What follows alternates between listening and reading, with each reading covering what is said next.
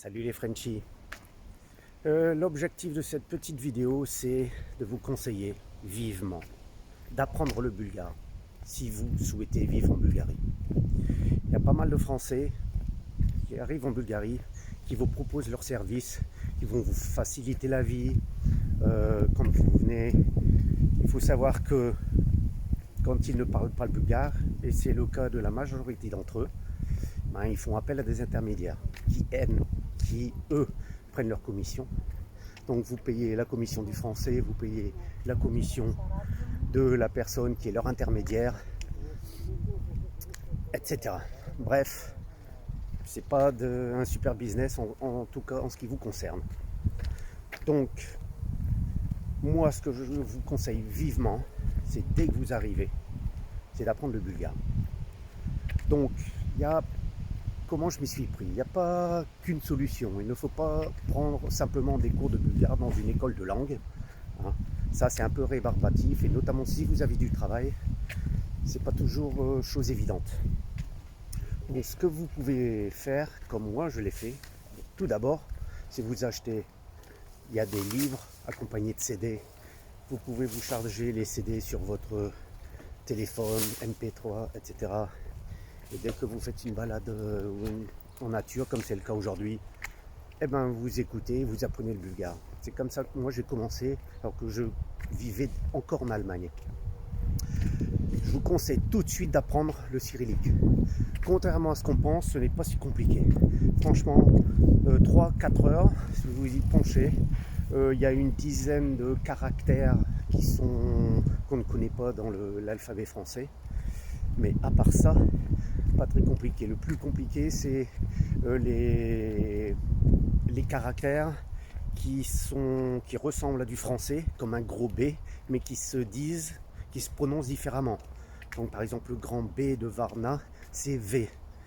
Voilà, donc à part cela, franchement, une fois que vous maîtrisez l'alphabet, en tout cas, ça vous permettra non pas de lire directement, mais au moins de décrypter.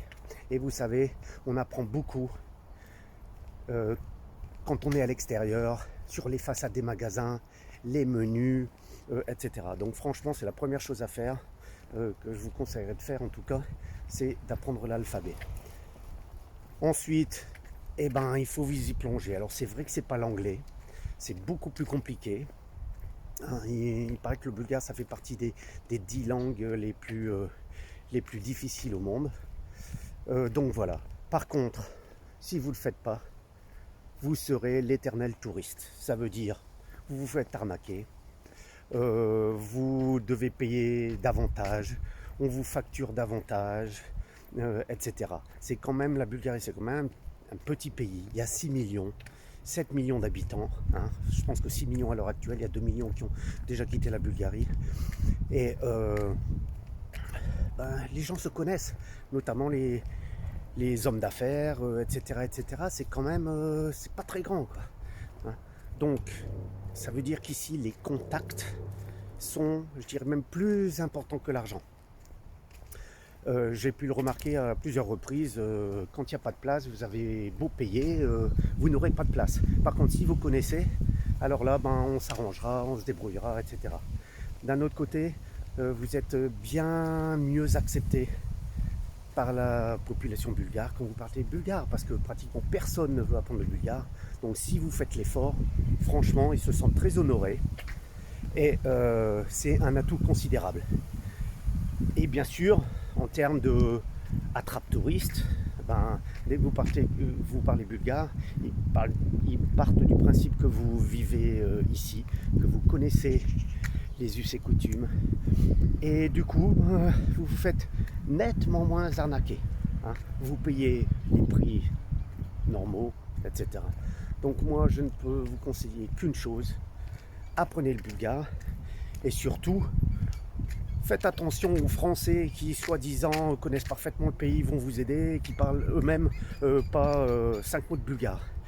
Est-ce que vous feriez confiance à un étranger pour aller vous aider à vous implanter en France?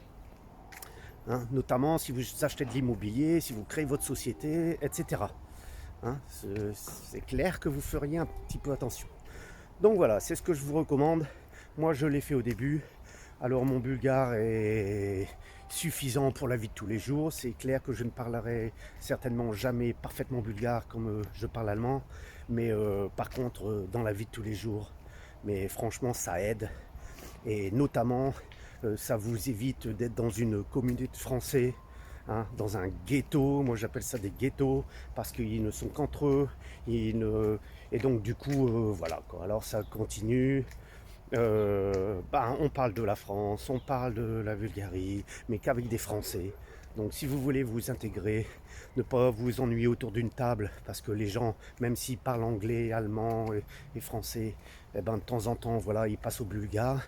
Ben, si vous voulez pas vous ennuyer, franchement, ça aide beaucoup, hein, dans les soirées quand vous parlez bulgare, parce que vous pouvez participer aux conversations et vous faites un peu partie des leurs. Voilà. Bon, bah, je vous souhaite une bonne journée à tous et j'espère que vous suivrez mes conseils. Allez, ciao les French.